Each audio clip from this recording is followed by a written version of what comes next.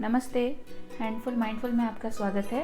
आज मैं आपको दिखाने जा रही हूँ कि मैंने अपने न्यूबॉर्न के लिए किस तरीके से अलमारी जो है सेट करी है। आप भी इस तरीके से अलमारी जो है सेट कर सकती हैं ताकि बच्चे के कपड़े लगाने में थोड़ा इजी रहे।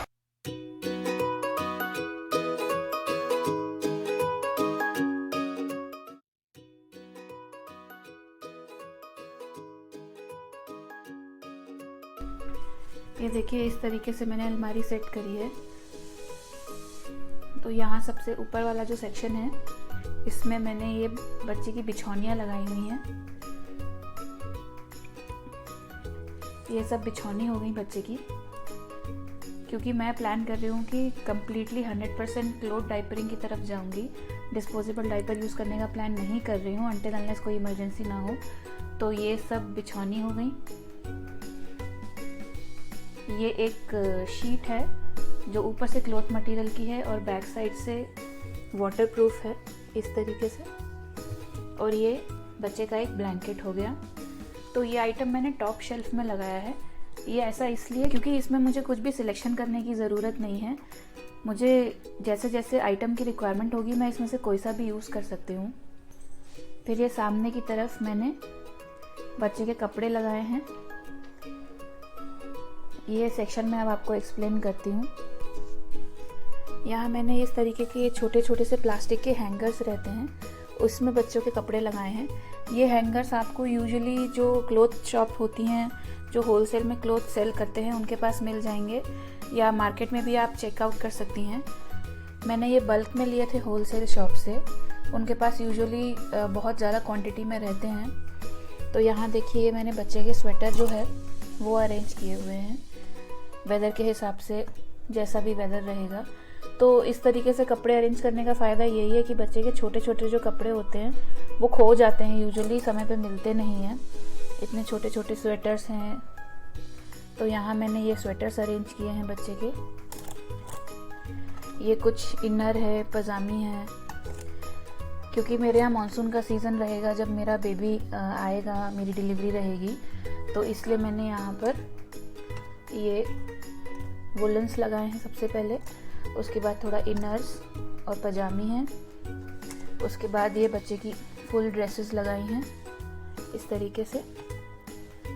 फिर हाफ पैंट वाली हैं, कुछ फुल हैं। ये ड्रेसेस अरेंज कर दी हैं इन हैंगर्स में ताकि कपड़े खोए नहीं, मुझे ईज़िली मिल जाएं। जो सेट है वो पूरा सेट का सेट मैंने लगाया है। और यहाँ पे ये सिर्फ पजामी मैंने हैंगर्स में अरेंज करी हैं। ये थोड़ी गरम टाइप की हैं, मतलब बिल्कुल कॉटन नहीं है लेकिन वुलन भी नहीं है, तो मॉनसून के लिए परफेक्ट रहेंगी। ये कॉटन की लगाई हैं मैंने यहाँ पे। तो इस तरीके से मैंने यहाँ पजामी, नेकर्स वगैरह अरेंज कर लिए हैं। तो जैसा रिक्वायरमेंट रहेगा उसके हिसाब से मैं ड्रेस सिलेक्ट कर सकती हूँ वेदर के हिसाब से। इस तरीके से लगाने से ढूंढना बहुत ईजी रहेगा। अब नीचे का सेक्शन में आपको दिखाऊं तो यहाँ ये बास्केट है। इस बास्केट में मैंने बच्चे के लिए सॉक्स रखे हैं। तो जो भी सॉक्स हैं, ये देखिए, मैंने इस तरीके से आपस में बांध के इनका पेयर बना के रखा है। मुझे जैसे भी रिक्वायरमेंट रहेगी वुलन्स की या इस टाइप के सॉक्स की, तो मैंने एक के अंदर एक फंसा के रखे हैं, बास्केट में रखे हैं, ताकि मुझे दिखते भी रहें और इनको ढूंढना भी इजी रहे। तो ये पूरे सॉक्स की बास्केट हो गई। इसके नीचे मैंने क्या किया है, ये कार्डबोर्ड का एक बॉक्स है। ये जो यूजुअली पार्सल में बॉक्सेस आते हैं उसको ही मैंने हाफ़ कट कर लिया है।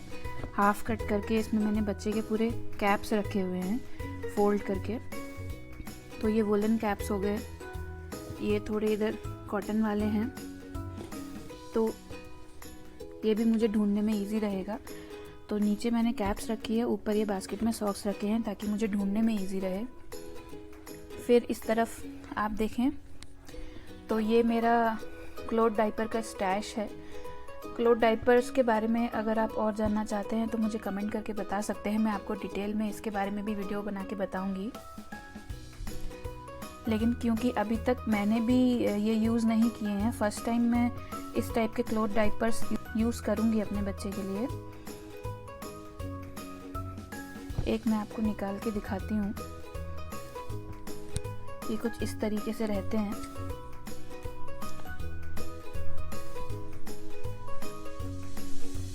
इसके ऊपर मैं डिटेल में आपको वीडियो बना के बताऊंगी, लेकिन फ़िलहाल अभी के लिए जस्ट मैं आपको दिखा रही हूँ कि इस तरीके के क्लोथ डाइपर्स ये मैंने परचेज़ करके यहाँ पर अरेंज किए हुए हैं।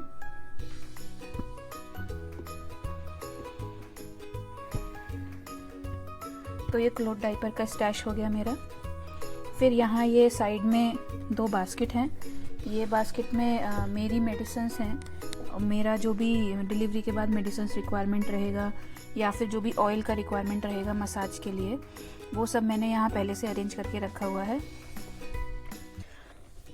और ये सब आइटम्स जो हैं मैंने बच्चे के लिए अरेंज करके रखे हैं, बच्चे की मसाज के लिए, या जो भी मुझे ऑयल्स चाहिए, बाथ पाउडर चाहिए, या फिर काजल का रिक्वायरमेंट है, मॉस्किटो रिपेलेंट है, जो भी टॉयलेटरी आइटम है वो सब मैंने बच्चे के लिए इस बास्केट में अरेंज कर दिए हैं। फिर अब मैं आपको यहाँ दिखाऊं तो ये एक बैग में मैंने डिस्पोजेबल डाइपर्स जो हैं रख लिए हैं। एक पैकेट मंगाया था मैंने, इसमें अरेंज किए हैं। इसका पर्पज़ यही है कि इन केस मुझे नाइट में कभी रिक्वायरमेंट लगी या कुछ इमरजेंसी लगी तो मैं इसका यूज़ कर सकती हूँ। लेकिन ये मेरे लिए लास्ट ऑप्शन रहेगा, लेकिन फिर भी मैंने इमरजेंसी के लिए एक बैग में इस तरीके से ये डाइपर्स अरेंज किए हैं। फिर यहाँ मैं आपको दिखाऊं तो डाइपर चेंजिंग मैट एक रखी है मैंने, ताकि ईज़िली एक्सेसिबल रहे मुझे जब भी बच्चे का डाइपर चेंज करना हो। तो प्लास्टिक की एक शीट है। इसके साथ ही कुछ 2 मैंने कपड़े के भी बिछौनी टाइप की रख ली हैं। और ये जो आप देख रहे हैं ये है स्वाडलिंग क्लॉथ। ये ऑलरेडी बना हुआ है, जस्ट बच्चे को इसमें लिटाना होगा। इसमें वेलक्रो भी है, दिखाती हूँ मैं आपको। इस तरीके से ये वेलक्रो रहती है, तो ये ओपन हो जाता है। ये जो एरिया है इसमें बच्चे को लिटाल के अंदर की तरफ और इस तरीके से बंद कर सकते हैं। तो ये स्वाडलिंग क्लॉथ है, ये आपको ईज़िली मार्केट में मिल जाता है। ये मेरी मदर ने मेरे लिए स्टिच किया है, मेरे बच्चे के लिए स्टिच किया है। इसका परचेज लिंक आपको डिस्क्रिप्शन बॉक्स में मैं दे दूँगी। फिर एक पिलो रखा है मैंने यहाँ पे बच्चे के लिए, पिलो का अगर रिक्वायरमेंट रहता है तो। और साथ ही मैं आपको ये शूज़ दिखाना चाहूँगी। मेरी फर्स्ट प्रेगनेंसी के टाइम पे मैंने ये बनाए थे क्रोशिया से, जिसे इंग्लिश में क्रोशिया भी बोलते हैं। तो उससे मैंने ये पिगी टाइप के शूज़ बनाए थे छोटे छोटे से। जब मेरी बेटी हुई थी तो मैंने पहनाया था, तो इस बार मैंने यहीं पर रख लिए हैं। फिर मैं अब आपको नीचे का सेक्शन दिखाऊं तो ये ड्रॉअर है एक। इसमें जो भी बच्चे की लंगोट हैं या जो भी नैपीज़ हैं वो मैंने रखी हैं, अदर देन क्लोथ डाइपर्स। तो इस तरीके की नैपीज़ मैंने रखी हुई हैं बच्चे के लिए।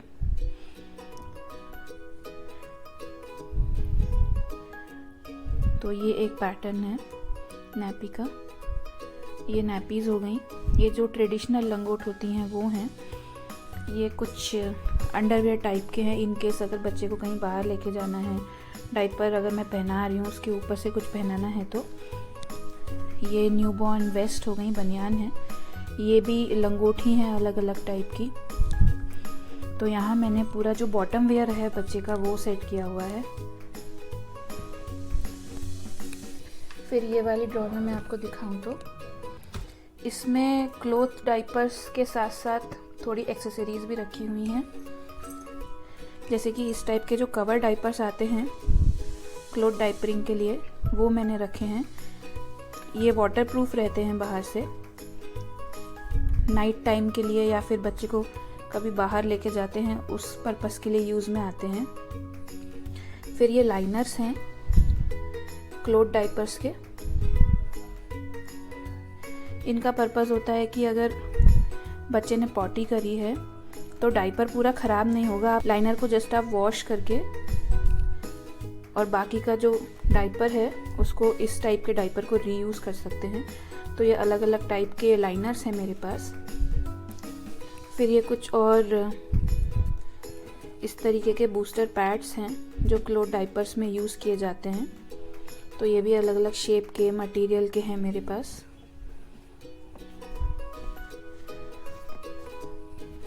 इसके अलावा यहाँ पे मैंने ये वाइप्स रखे हैं, क्योंकि मैं बच्चे को नॉर्मल वाइप से, क्लॉथ वाइप से वाइप करने का प्लान कर रही हूँ, चाहे बॉडी पोंछने के लिए हो या फिर जब उसने पॉटी किया है उसके बाद। मैं जो डिस्पोजेबल वाइप्स होता है वो यूज़ करने का प्लान नहीं कर रही हूँ। तो इस टाइप का सॉफ्ट क्लॉथ का जो वाइप होता है ये मैंने अपने पास रखे हैं काफ़ी सारे नंबर्स में। इस तरीके के कुछ पुराना जो कपड़ा था कॉटन का, उसके हैंकी हैं बच्चे की आँख या नाक या टंग वगैरह क्लीन करने के लिए। और यहाँ पे जो मैंने आपको शॉर्ट्स बनाना बताया था, मैटरनिटी शॉर्ट्स और अंडरवेयर, ये उसके बचे हुए पीसेस हैं। इसको भी मैं एज अ वाइप यूज़ कर सकती हूँ।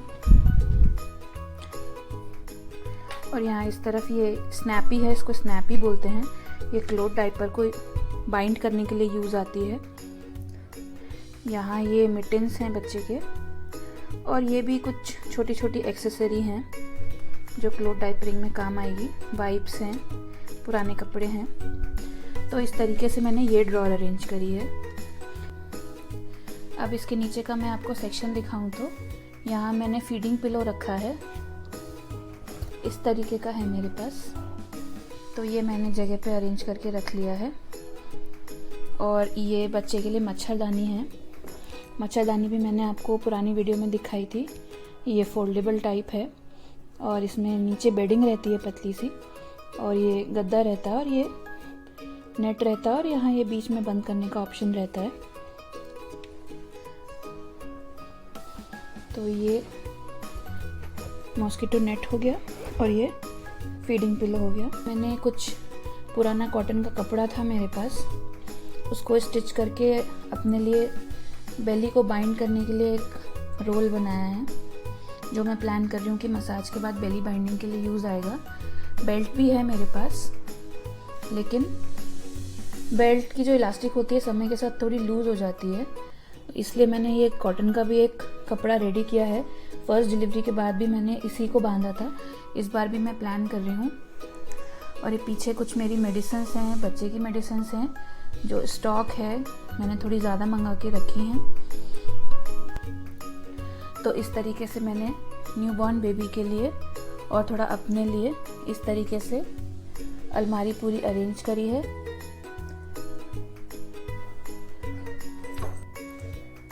तो आपको ये अरेंजमेंट कैसा लगा मुझे कमेंट करके ज़रूर बताइएगा। मुझे लगता है काफ़ी अरेंज वे में मैंने लगाया है कि जिससे मुझे सामान मिलने में इजी रहे। क्लटर फ्री है, उतना क्लमजी नहीं है, हर चीज़ ईज़िली एक्सेसिबल है। आपको कुछ डाउट है, कुछ आप सजेशन चाहते हैं तो आप मुझसे कमेंट बॉक्स में लिख के पूछ सकते हैं। बट मेरे हिसाब से मैंने अरेंज किया है ताकि मुझे ढूंढने में, हर चीज़ मिलने में इजी रहे। अगर अभी तक आपने चैनल को सब्सक्राइब नहीं किया है तो सब्सक्राइब कर लीजिए, ताकि आपको ऐसी ही और आगे इन्फॉर्मेटिव और यूज़फुल वीडियोस देखने को मिलती रहें। तो मिलते हैं ऐसी ही एक और इन्फॉर्मेटिव वीडियो के साथ। तब तक के लिए हैप्पी पेरेंटिंग।